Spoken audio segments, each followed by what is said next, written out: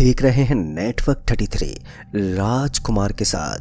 दोस्तों, आज की कहानी में आगे बढ़ने से पहले अगर आपने अभी तक हमारा चैनल सब्सक्राइब नहीं किया है तो कर दें और साथ ही वीडियो को लाइक शेयर कमेंट ज़रूर कर दें। तो चलिए बढ़ते हैं आज की एक और भूतिया कहानी की ओर। दोस्तों, मेरा नाम अभिषेक है और मैं एक छोटे से पीपल गांव में रहता था, लेकिन जॉब के सिलसिले से मुझे अपने गांव से दूर जाना पड़ता था। इन दिनों मुझे दिवाली के त्योहार की कई दिनों की छुट्टी मिल गई थी, इसलिए मैंने फैसला कर लिया था कि मैं त्योहार को अपने घर पर जाकर मनाऊंगा। मैं गांव के लिए निकल गया था, लेकिन मैंने कभी सपने में भी नहीं सोचा था कि मेरे साथ ऐसा भी कुछ हो सकता है। शहर से गांव जाने से पहले मैंने शॉपिंग भी कर ली थी और शॉपिंग करके मैं वापस रात के 8 बजे अपने घर पर आया तो मैंने अपना सामान पहले से ही पैक कर रखा था और इसी के चलते हुए मैंने आकर सीधे खाना पीना खाया और खाना खाकर अपने गांव के लिए बस पकड़कर निकलने का फैसला किया। मैं 9:30 बजे तक बस स्टॉप पर आ गया था और आकर अपने गांव जाने वाली बस में चुपचाप बैठ गया। अगले दिन त्योहार था, इसलिए बस में ज़्यादा लोग नहीं थे। सब लोग ऑलरेडी अपने अपने स्थान पर पहुंच चुके थे। बस में तकरीबन 10 लोग बैठे हुए थे और बस थोड़ी देर के बाद ही अपने निर्धारित समय से बस डिपो से रवाना हो गई। टिकट लेकर मैं पीछे वाली एक सीट पर जाकर बैठ गया। बस में बैठे सभी लोग बिल्कुल अनजान की तरह बैठे हुए थे, जो कि थोड़ा अजीब भी लग रहा था। मुझे उन लोगों से वैसे भी कुछ लेना देना नहीं था, इसलिए मैं अपनी पीछे वाली सीट पर बैठकर बाहर नज़ारे का मज़ा लेने लगा। ठंडी ठंडी हवाएं चल रही थी। इसी के चलते हुए ना जाने कब थकान की वजह से मेरी आंख लग गई, मुझे पता ही नहीं चला। अभी मैं पीछे बैठकर सो ही रहा था कि तभी मेरे कानों में एक अजीब सी आवाज़ आई। जब मैंने कान खोल कर देखा तो मैंने पाया कि बस में जो आगे औरत बैठी हुई थी वो रो रही है। इसके अलावा मैंने ये भी देखा कि मेरे साथ 10 मुसाफिर बैठे हुए थे, लेकिन अब 7 मुसाफिर ना जाने कहाँ चले गए थे। मुझे लगा वो 7 मुसाफिर पहले उतर गए होंगे और इसी के चलते हुए मैं उस औरत से ये पूछने जा रहा था कि आप क्यों रो रही हैं। मैं अपनी जगह से उठा ही था कि तभी मैंने देखा कि असल में वो औरत नहीं रो रही थी, बल्कि रोने की आवाज़ कहीं और से आ रही थी। जब आगे बैठी उस औरत को एहसास हुआ कि पीछे से कोई आ रहा है तो उसने पीछे की ओर गर्दन घुमाकर देखा तो मैंने देखा कि उस औरत का चेहरा बिल्कुल भयानक था और उसके आंसू बह रहे थे, लेकिन उसके रोने की जो आवाज़ थी वो बस के बाहर से आ रही थी और वो मुझे देखकर रो रही थी और उसके आंसू बहे जा रहे थे। लेकिन हैरान की बात तो ये थी कि उसके चेहरे पर एक भयानक मुस्कुराहट भी दिखाई दे रही थी। मैं चुपचाप जाकर वापस से अपनी सीट पर बैठ गया। अब तक मैं इतना तो समझ गया था कि मैं जिस बस में बैठा हुआ हूँ ये कोई नॉर्मल बस नहीं हो सकती। इन सब चीज़ों को देखकर मैं काफ़ी ज़्यादा डर गया था। अभी मैं पीछे चुपचाप बैठकर अपने गांव के आने का इंतज़ार ही कर रहा था कि तभी मैंने देखा कि कुछ ही दूर आगे जाने के बाद बस वाले ने अचानक ही ब्रेक लगा दिया है और ब्रेक लगाने के बाद बस में जो 3 लोग बैठे हुए थे वो भी एक एक करके तीनों लोग उतर गए। अभी मैं उनको उतरते हुए देख ही रहा था कि तभी उधर से बस के कंडक्टर ने आवाज़ लगाते हुए मुझसे बोला, अरे भाई साहब, आपको उतरना नहीं है क्या?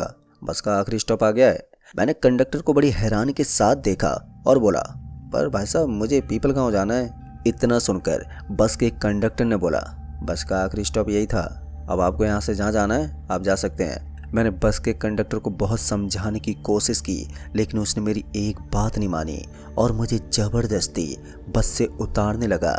मैं अपना सामान लेकर बस से नीचे उतर गया और मेरी आंखों के सामने से वो बस आगे की तरफ चली गई और देखते ही देखते मेरी आंखों से वो ओझल भी हो गई। अभी मैं इधर उधर ही देख रहा था कि तभी मुझे वो लोग नजर आए जो कि मुझसे पहले इस बस से नीचे उतरे थे। तभी मैंने देखा कि वो तीनों लोग एक कब्रिस्तान के अंदर की तरफ जा रहे थे। उनको ऐसा करता हुआ देखकर मेरी हालत और भी ज़्यादा ख़राब हो गई। दरअसल मैंने अपने मोबाइल में समय देखा तो अभी तकरीबन रात के 2 बज चुके थे और आसपास मुझे सुनसान रोड और जंगल के अलावा कुछ और दिखाई भी नहीं दे रहा था। थोड़ा आगे पर एक कब्रिस्तान मौजूद था जहाँ पर ये तीनों लोग जा रहे थे। तभी मैंने अपनी जेब से मोबाइल निकाला और निकालकर मैप की सहायता से ये पता लगाने की कोशिश की कि इस जगह से मेरे गांव की दूरी कितनी रह गई है। लेकिन मेरे लाख कोशिश करने के बावजूद मेरे मोबाइल का इंटरनेट नहीं चल रहा था जिसके माध्यम से मैं ये पता लगा पाता। मेरा मन तो मुझे बहुत रोकने की कोशिश कर रहा था, लेकिन मेरे पास इसके अलावा कोई दूसरा रास्ता भी मौजूद नहीं था। दरअसल मैंने उन तीनों लोगों का पीछे से छुपकर पीछा किया और कब्रिस्तान के गेट के बाहर उस वक्त एक लाइट भी जल रही थी। मैं अभी वहां तक पहुंचा ही था कि तभी मुझे महसूस हुआ जैसे मेरे पीछे कोई है। मैंने डरते हुए अपनी गर्दन पीछे घुमाकर पीछे की तरफ देखा, लेकिन मुझे कोई भी नजर नहीं आया। मैं चुपचाप वो तीनों को देखने के लिए कब्रिस्तान के अंदर की तरफ बढ़ गया। अभी भी मुझे वो तीनों नजर नहीं आ रहे थे। मैंने अपनी नज़र चारों तरफ दौड़ा कर देखी, लेकिन अंधेरे में मुझे कुछ साफ दिखाई नहीं दे रहा था कि तभी एक तरफ से एक अजीब सी आवाज़ आई। ऐसा लगा जैसे कोई अंधेरे में टकरा कर गिर गया हो। मैं उस आवाज़ की तरफ बढ़ने लगा और जैसे ही थोड़ा आगे पहुंचा तो मुझे नज़र आया वहाँ पर वो तीनों एक मिट्टी की बनी हुई एक झोंपड़ी के पास जा रहे थे। चांद की हल्की रोशनी का सहारा लेते हुए मैं भी धीरे से उनका छुपकर पीछा कर रहा था। तभी मैंने देखा कि जब वो तीनों मिट्टी के बने उस झोंपड़ी के पास गए तो तीनों अपने सर को इस मिट्टी के बने झोंपड़ी की दीवार पर जोर से मारने लगे। फिर मैंने देखा कि उस झोंपड़ी के अंदर से थोड़ी देर के बाद एक रोशनी हुई और उस घर का दरवाजा खुला। अंदर से कोई निकला, पर मुझे दूर से वो दिखाई नहीं दे रहा था। मुझे एक काली परछाई के अलावा वहां पर कुछ भी दिखाई नहीं दिया।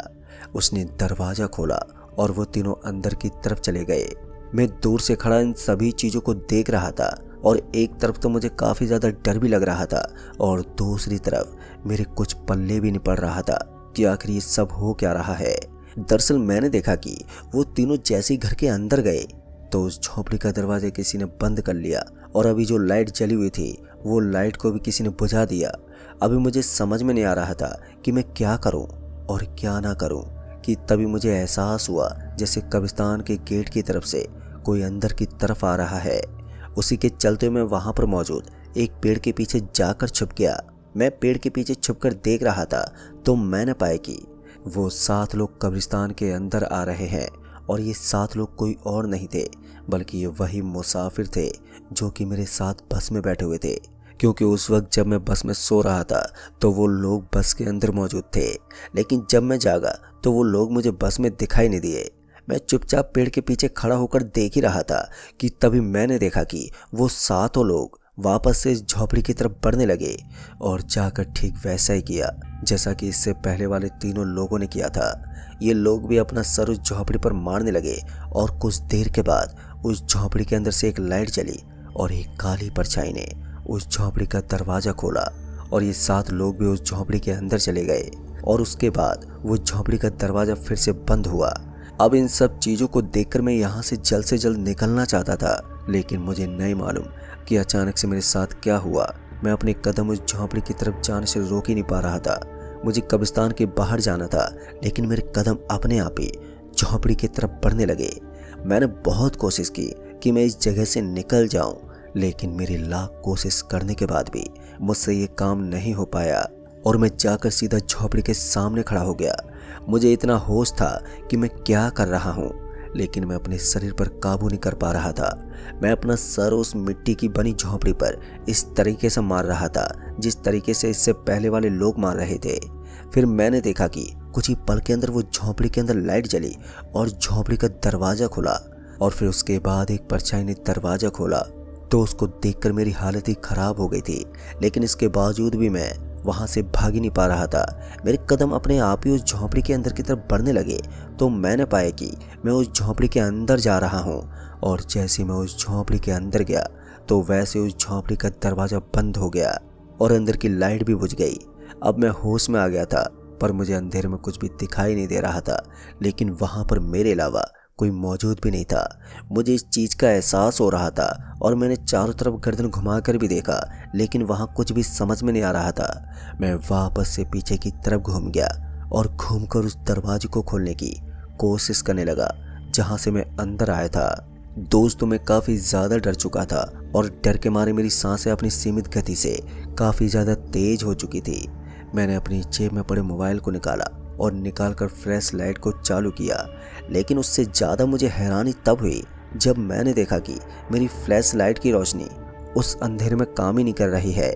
मुझे अपने हाथ तक की उंगली अपनी मोबाइल की फ्लैश की लाइट से दिखाई नहीं दे रही थी। उस झोपड़ी में इतना ज़्यादा अंधेरा था, ये चीज़ देखकर मैं और भी ज़्यादा डर गया।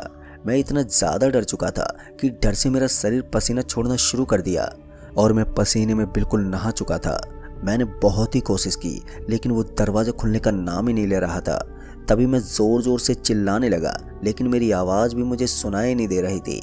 मुझे नहीं मालूम कि मैं बोल पा रहा था या नहीं, लेकिन मेरे कानों में मेरी आवाज़ नहीं आ रही थी। मैं मुंह तो हिला रहा था, लेकिन आवाज़ का कुछ पता नहीं चल रहा था।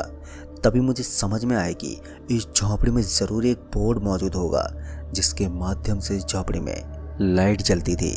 मैं इस अंधेरे में उस घर के बोर्ड को ढूंढने की कोशिश करने लगा, ताकि मैं इस घर में रोशनी का जुगाड़ कर सकूं और इसके बाद यहाँ से निकलने की कोशिश करूं। अभी मैं धीरे धीरे आगे की तरफ ही बढ़ रहा था कि तभी मैंने देखा कि जैसे मैं किसी चीज़ से टकरा गया हूं, पर मुझे समझ में नहीं आया कि वो क्या चीज़ थी। लेकिन जब मैं उसको बैठकर हाथों से छूकर महसूस कर रहा था, तो ऐसा लग रहा था जैसे वो कोई लाश हो। जैसे मुझे एहसास हुआ कि इस झोपड़ी के अंदर कोई मेरे अलावा और भी मौजूद है, तो मेरी हालत और भी ज़्यादा ख़राब हो गई और डर से मैं वहीं पर थर थर कँपाने लगा। मैं इतना तो समझ गया था कि बिना रोशनी के मैं यहाँ पर कुछ भी नहीं कर पाता।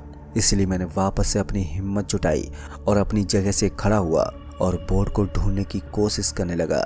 अभी मैं थोड़ा आगे ही बढ़ा था कि तभी मुझे एहसास हुआ जैसे मैं किसी चीज़ से फिर से टकरा गया हूँ और मैंने उसे छू कर देखा तो वो जैसे किसी का पैर हो।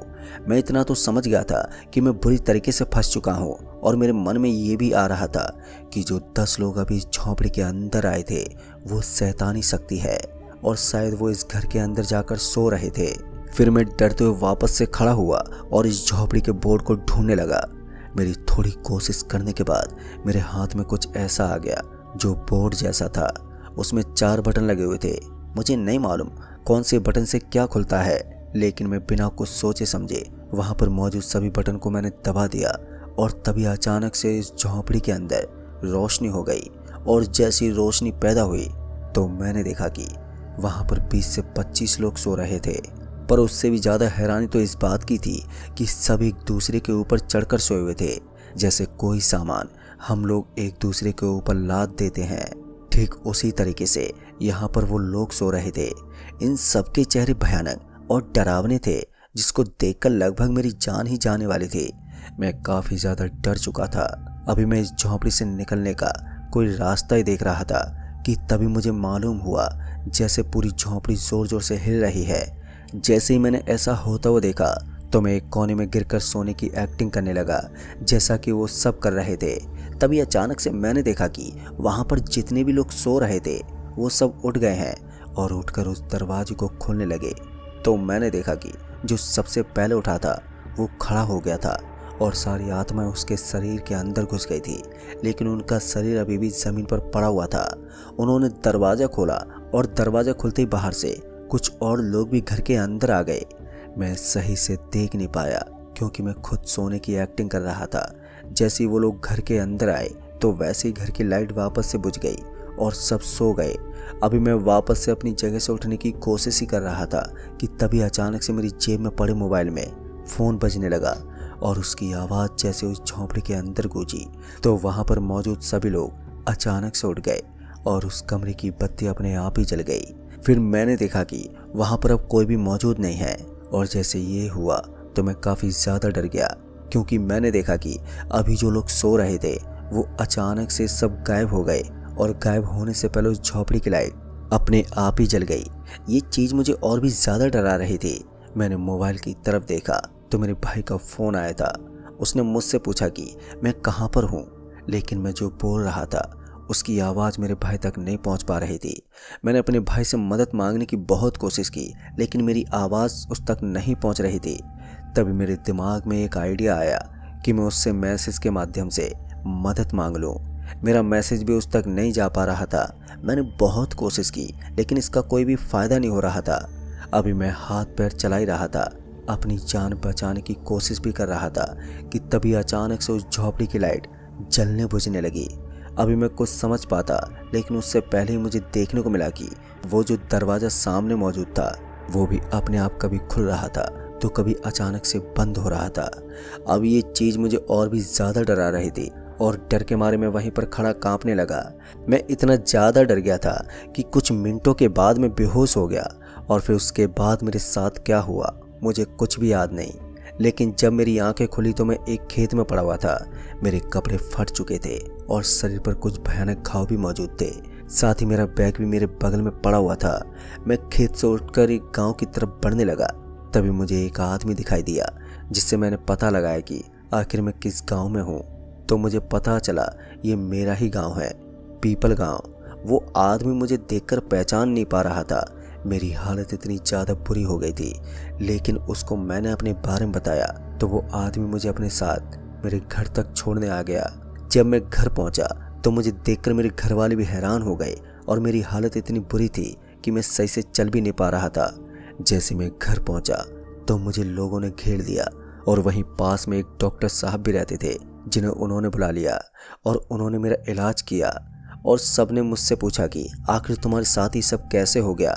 इसके बाद मैंने अपने साथ घटी वो सारी बातें उन सभी लोगों को बताई। मुझे गांव के लोगों से पता चला कि इससे पहले भी ऐसी घटना कई बार देखने को मिली है। असल में ये घटना आज से 10 साल पहले शुरू हुई थी जब एक बस इसी गांव की तरफ से गुजर रही थी।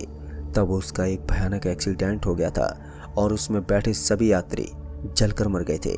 जिस दिन ये हादसा हुआ उसके अगले साल से ठीक उसी दिन शहर की तरफ से एक भूतिया बस निकलती है जिसमें सभी आत्माएं बैठी होती हैं और वो अपने बस के अंदर इंसानों को बैठा लेती हैं, जिसके बाद उन्हें एक कब्रिस्तान की झोपड़ी के अंदर ले जाती हैं और वहीं पर मार डालती हैं।